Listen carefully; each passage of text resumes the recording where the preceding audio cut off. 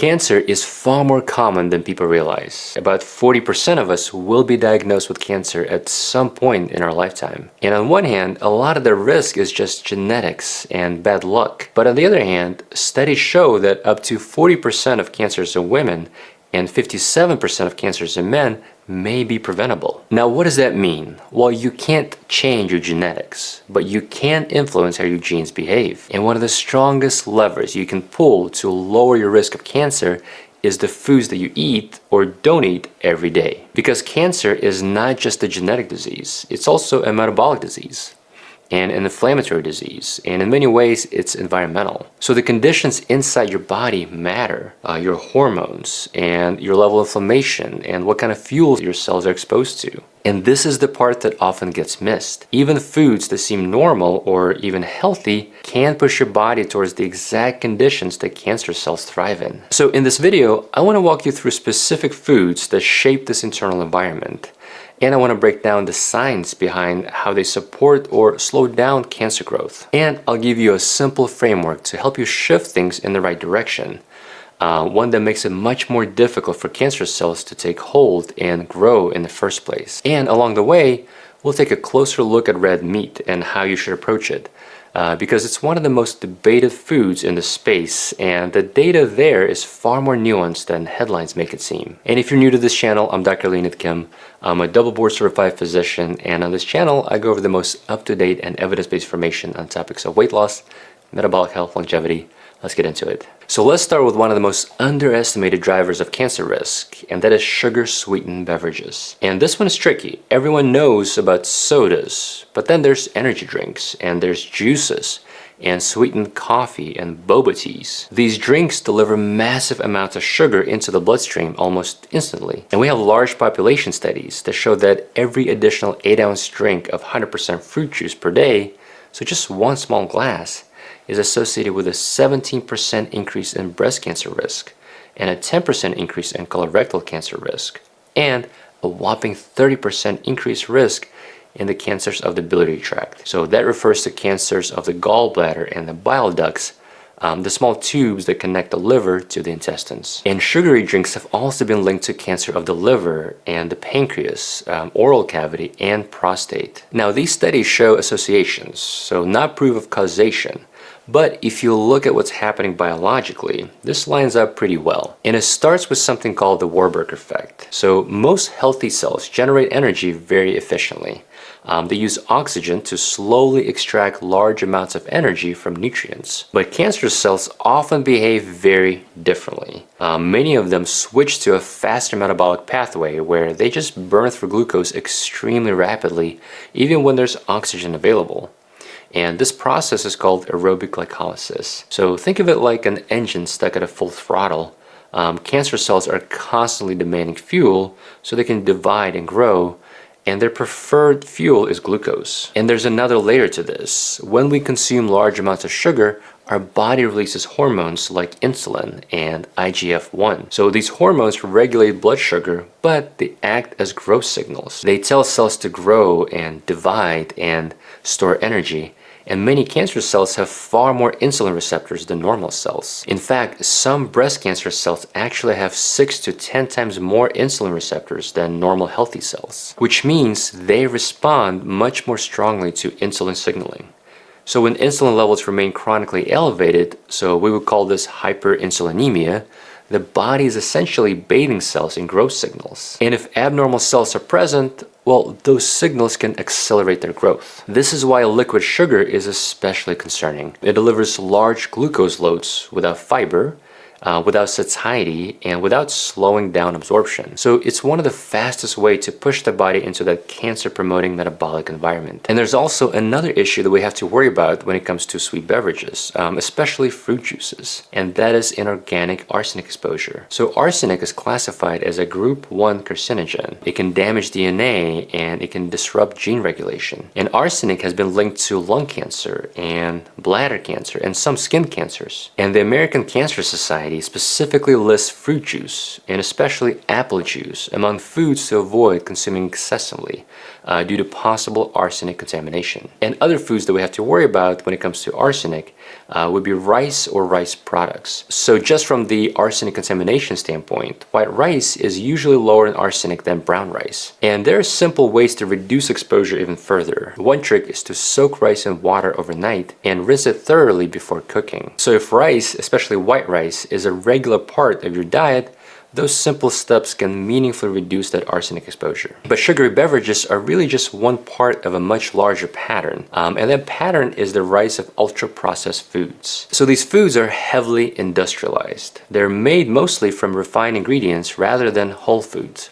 So this would be things like packaged snacks, fast food, processed desserts, most breakfast cereals, and many frozen meals. So these foods are engineered to be extremely palatable, which means they're designed to taste so good that it's hard to stop eating them. And they're also convenient and inexpensive. But they tend to drive the exact metabolic conditions that cancer cells thrive in. Large population studies show that for every 10% increase in ultra-processed food intake, your overall cancer risk goes up by 13%. And just looking at colorectal cancer, which is the fastest growing cancer in young people today, their risk goes up by 30%. Now again, this is association, not proof of causation, but the biology behind it makes sense. Because here's the problem. First, ultra-processed foods tend to drive rapid blood sugar spikes, which reinforces that insulin signal environment that we talked about earlier. And second, these foods promote chronic low-grade inflammation.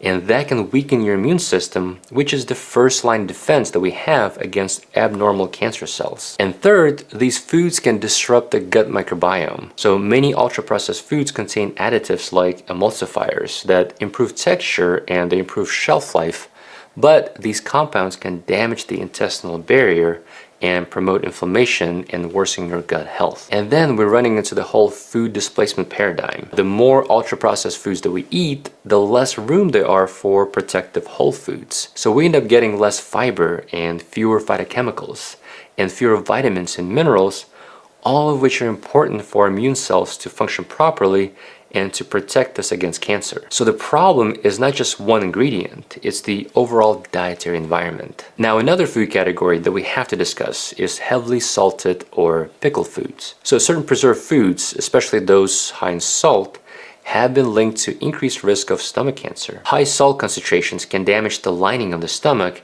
and they can promote chronic inflammation. And over time, that repeated irritation makes the stomach more vulnerable to cancer-promoting compounds. And we have studies that show that people with high salt intake have about a 68% higher risk of gastric cancer compared to people with lower intake. And then some of these preserved foods also contain compounds called nitrosamines, which are known to damage DNA. So this is one reason stomach cancer has historically been much more common in regions where salty or preserved foods are dietary staples, like in some parts of East Asia. Now this next category is very controversial and it gets a lot of attention, and that is processed meat and red meat. And we have to approach this carefully because the science is not as black and white as some headlines make it seem. Many studies show a very strong association between higher intake of processed meats, so this would be things like bacon or sausage or hot dogs or deli meats, and increased risk of colorectal cancer. In fact, the International Agency for Research on Cancer classifies processed meat as a Group 1 carcinogen. And the American Cancer Society guidelines report that each additional serving, or about 2 ounces of processed meat per day,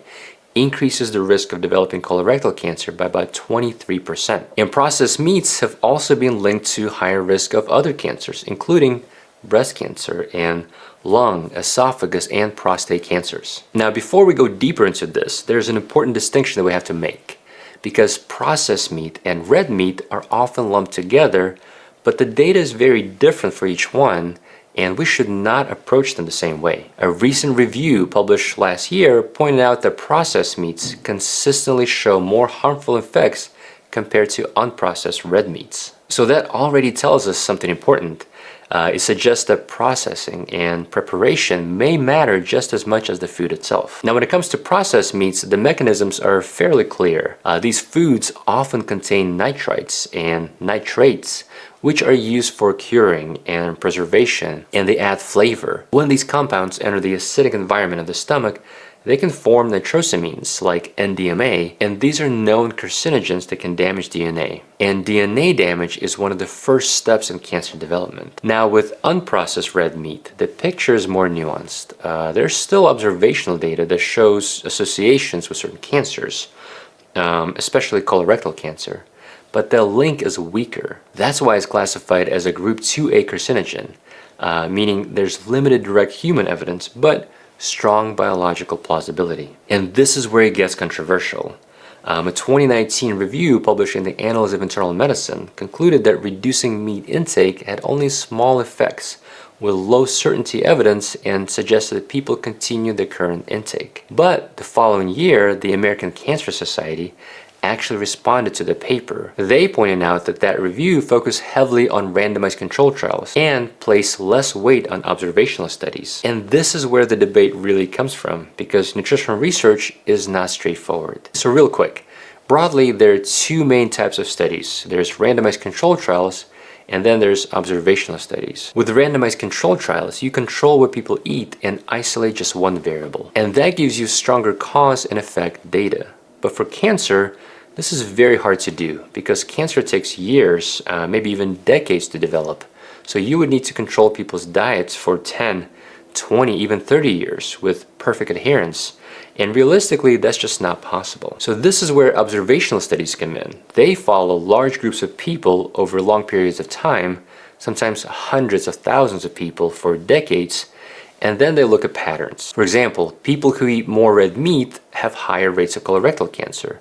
So the strength here is the scale and time, but the limitation is you can't control everything. So people who eat more red meat may also eat fewer vegetables or have different lifestyles. And researchers do try to adjust for this and account for these confounders, but they can't remove it completely. And another big weakness is a lot of nutritional research relies on food diaries, where people recall what they ate the previous day or last week, and those can get pretty inaccurate. So you're always balancing the two.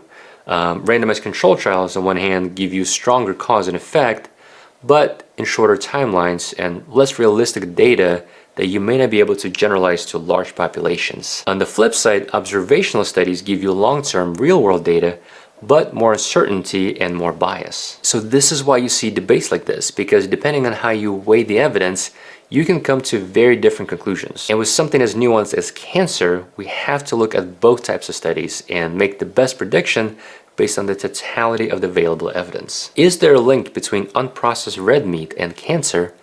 Absolutely. But the way I see it, it's not just about the meat itself.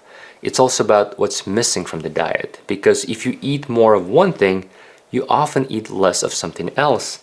And in many cases, that something else is fiber. And fiber is one of the strongest protective factors against colon cancer that we see across many studies. Because fiber provides so many protective things at once. It regulates blood sugar, and it feeds the beneficial gut bacteria. And those bacteria produce compounds like butyrate, which then reduce inflammation and support colon health. And there was an interesting study that highlights this. So this was published in the British Journal of Nutrition, where researchers had participants eat about 300 grams of red meat per day. And this increased a marker linked to DNA damage in the colon by 21%. But when they added 40 grams of resistant starch, which is a type of fiber, to the red meat, that increase in DNA damage markers completely disappeared. It just went back to baseline. And in the study, they used a resistant starch powder, but you can get it from whole foods like potatoes and legumes and green bananas. So what this suggests is the effect of red meat may depend heavily on your overall diet. If red meat is displacing fiber-rich foods, well, that creates one type of environment, an environment that may increase your risk of colorectal cancer or other cancers. But if red meat is combined with enough fiber or resistant starch, well, that environment can look very different. So my main takeaway is to have a nuanced approach and avoid extremes either way. If you're eating red meat every day, probably not a good idea. But red meat 1 or 2 times a week, I don't think there's enough evidence to say that will increase your risk of cancer, especially if you pair it with fiber-rich foods. Now, there is one more layer that often gets overlooked, and that is how the meat is cooked. When meat is grilled or fried or barbecued at very high temperatures, it can form very harmful compounds. So compounds like heterocyclic amines or polycyclic aromatic hydrocarbons. And both of these compounds have been shown to damage DNA, which can then lead to cancer. So again, it's not just about what you eat, it's also how you prepare it. So you can reduce this by pre-cooking your meat before grilling to limit that time over high heat. And then you can use marinades with herbs and garlic and onions or vinegar, which has been shown to help limit the formation of these compounds. And it helps to avoid sugary marinades because those burn very quickly and increase the risk of charring. And another thing that can help is choosing leaner cuts of meat.